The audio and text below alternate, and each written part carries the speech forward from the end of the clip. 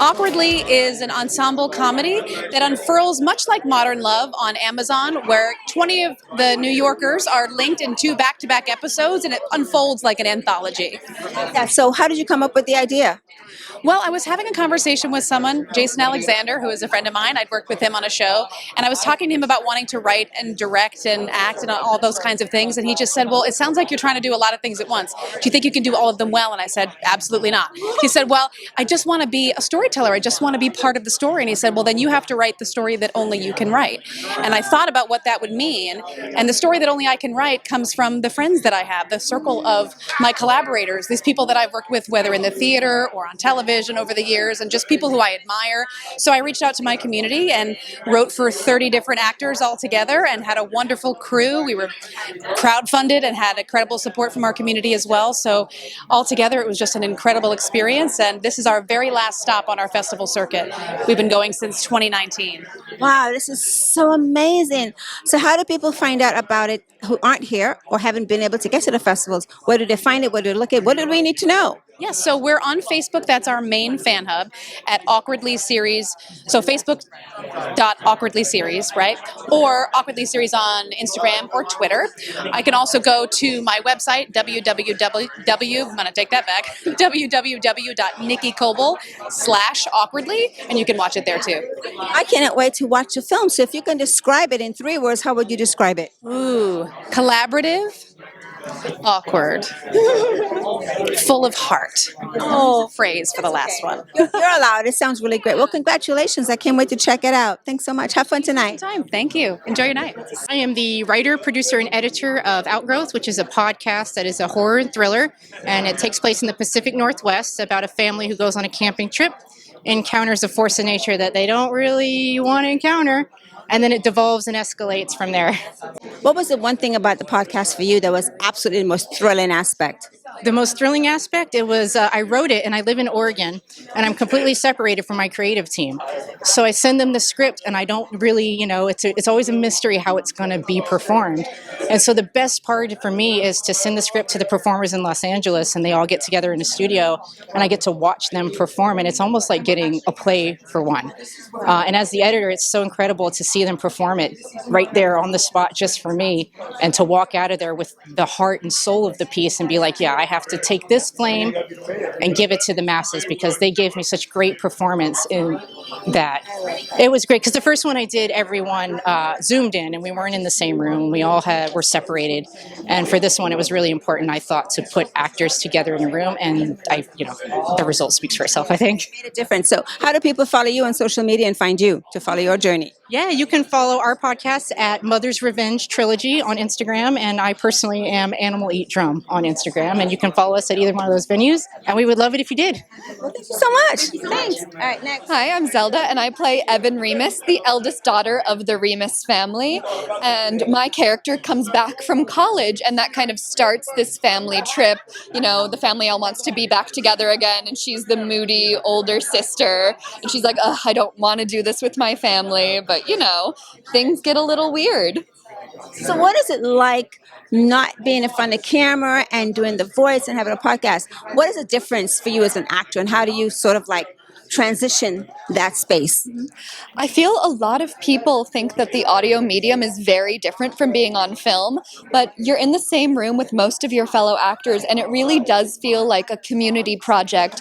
Yes, you're reading the words off the page into a microphone, but you're still bringing all the emotion and the love and the fear and all of the feelings that you would have on a camera into your voice. So I feel like it's actually very similar, and it's just as fulfilling.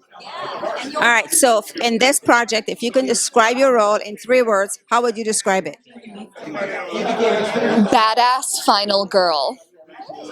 Okay, then, and if you can describe the project, the show, in 3 words, how would you describe the show? Spooky, natural love. No, I really want to see it. Oh, You gotta. So how do people follow you and find you on social media? You can find me on my Instagram or my Twitter. Both are zelda.kimball. Thank you so much.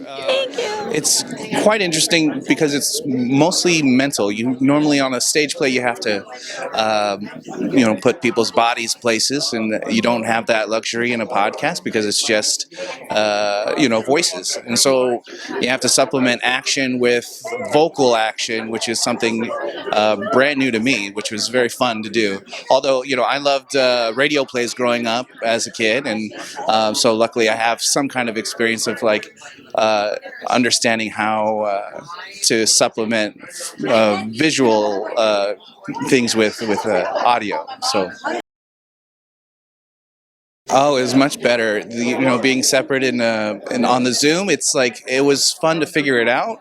A nice puzzle. But definitely the quality is boosted with in person. You get more energy. You can feed off of things that people say and do, and it's quicker and easier to be in the moment. If any kind of problems arise, you need to fix a line or two. You can just keep going, and it's a lot easier. Yeah.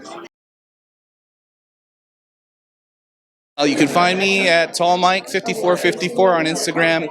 You can also look for my company, Ambush Cabaret, at Instagram, Facebook, and YouTube. Creator and a writer, and I executive produced, and directed it. I have producers here as well, production manager and producer Mary Lynn Suchan, Belinda Oswald, associate producer Matthew Floyd Miller, team relations, Deb Leonhardt with me too, our social media representative, and Maxon Davis is coming, but he has a callback today, so he's running a little late, but he will be here and he will be on the red carpet with us as well. So the inspiration for the idea, where did it come from? Wanting to be a sexy, badass spy. I mean, that's what we do. And wanting to, when I first thought of this idea a few years ago, these roles were not readily available for women of a certain age, so to speak. So I wanted to kind of push the envelope with that and create work for myself, and also work with colleagues and friends. And I have to acknowledge Eric Yellen, who unfortunately passed earlier this year. He was original co-director and producer on the project. Also acknowledging Joshua Friedman and James Parsons, our DP cinematographer, Leonard Pemberton, Jessica Green, and Scott Kasha. So very key team members as well. So for people who aren't here today, how can they follow the journey of the film and find out more? Thank you for asking that. Instagram, aka Karis, Instagram, Who is Pepper, Twitter, Double O Vu, Twitter, Who is Pepper, Facebook, under those same handles as well, my name and Who is Pepper. And the pilot is now running on RealWomen'sNetwork.com. The project's called House of the Unholy, directed and created by Daniel Merlot, who's in Japan right now. Hi, Daniel. Hi, Daniel.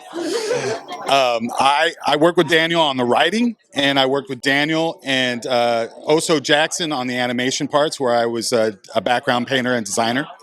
So tell us what the project's about. The project is about, in a nutshell, it's absolute power corrupts an absolute, let me say that again. In a nutshell, it's power corrupts, absolute power corrupts absolutely. I like that. Whoa, that's pretty deep. Yeah, it's something that somebody else said. I'm just. But it's still deep and it's still relevant right now. So there's an evil queen that runs this kingdom of light that has been on a quest for immortality. And through her quest, she's done some pretty bad deeds. But like any Faustian deal, you got to be careful what you wish for, because you might just get it. And this story kind of leaves you on the edge of suspense as to what that really means. Okay, so for folks who haven't been here and haven't seen it, how do we find out more? What do we do? And what do we do? Well, right now we're in the circuit. We're in the festival circuit, so we're not broadcasting live. Once this is over, just Google House of the Unholy with Daniel Merlot as director, and you'll probably find it. But A trailer or something we can watch? I'm not quite sure, because we're trying to chase finance to turn it into a series. So we don't know what happens next. We don't know what these people, how these people operate, when we can release stuff, when we can't release stuff. I like it already. So tell everybody where to find you and find a director. What is the social media platforms for the project? We have no social media presence other than Daniel Merlot. If you go at Daniel Merlot on Instagram, you can find all his latest posts and updates about it.